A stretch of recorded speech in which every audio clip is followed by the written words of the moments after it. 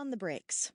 Poor Syl went flying, arse over turkey, and fetched up in the footwell, a hissing bundle of scrabbling legs and lashing tail.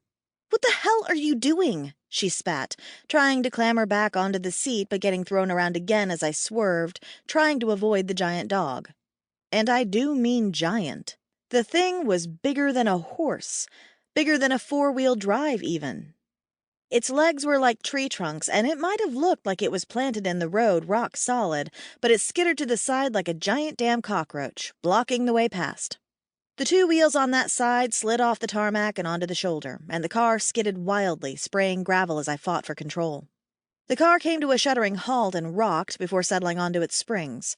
I revved the motor, staring out at the nightmare on the road. It was black. So black it seemed to eat the light, and its eyes glowed red like coals. All 6 of them. Syl scrambled back onto the seat and hissed, all the fur down her back standing up. "There's a dog with 3 heads in the road." Yeah, I noticed that.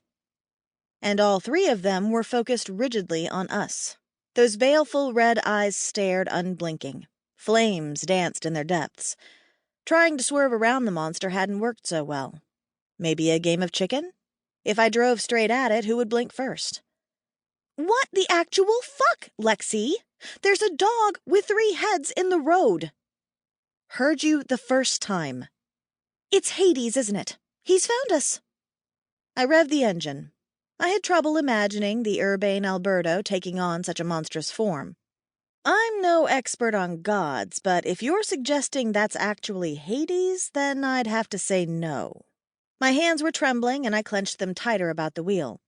But I'm guessing that he's figured out where Apollo's ring went.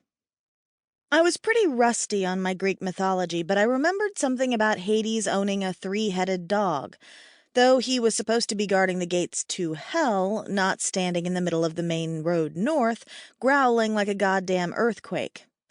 But I guess if Hell's master wanted him to, he'd follow orders like a good puppy.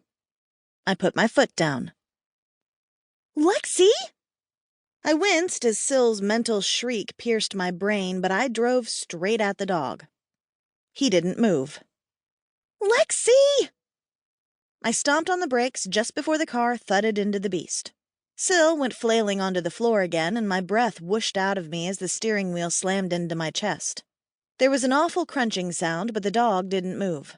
One of its massive heads bent to eyeball me through the windscreen. Another decided to chomp down on the car's roof.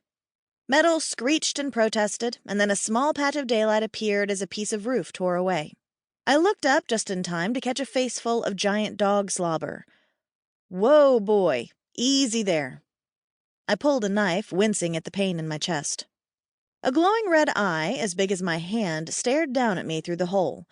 It would be an easy shot, but what good were knives against a thing that size? And I only had 2. Even if I took out 2 eyes, that still left 2 whole heads who were then going to be mighty pissed with me. And surely Alberto wouldn't have sent his pet to kill us. He couldn't even be sure I had the ring. "Nice doggy. Cerberus, isn't it?" "Nice doggy? Are you out of your tiny little mind?" One of the other heads had torn a hole on the other side of the car. I shuddered at the size of the teeth in those great jaws. It could rip the whole roof off and scoop us out like beans out of a tin. The head swooped in again to the music of crunching metal. Muscles in those massive necks strained, and the front of the car lifted off the ground. Syl wailed and clawed her way up my body. "Ouch! For God's sake, Syl, are you trying to choke me?" I peeled her off my neck and held her tight. The car swung around until we were facing back the way we'd come. Cerberus let us drop, then gave us a shove. We jerked forward. I twisted around in my seat. The monster stood behind us, watching, waiting for something. After a moment of intense staring, one massive clawed foot thudded into the back of the car, jolting us a little further down the road. Looked like Hades and his dog were playing a game of fetch. "I think he's telling us to go back," I said. "Then let's do what the nice doggy wants." Syl's slim body was trembling in my arms. I guess a 3-headed giant dog would be a cat's ultimate nightmare. She wouldn't even make a mouthful for one of the monster's heads, let alone all 3. The engine was still running, and I nudged the accelerator.